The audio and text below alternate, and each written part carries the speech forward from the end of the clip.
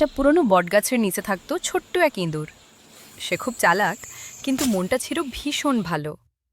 ওই গাছের ডালে থাকতো সাদা এক পায়রা, নরম, শান্ত আর সবার বন্ধু। প্রতিদিন সকালে পায়রা আকাশে উড়ে খাবার খুঁজে আনতো, আর ইঁদুর নিচে বসে অপেক্ষা করত।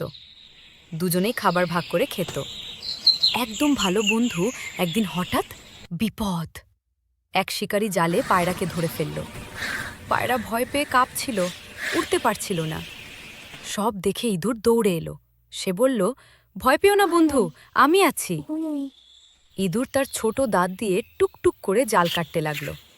কিছুক্ষণ পর হুশ, পায়রা মুক্ত। কিছুদিন পর আবার বিপদ এলো। এবার ইঁদুর গর্তে আটকে গেল, পানি ঢুকতে লাগলো।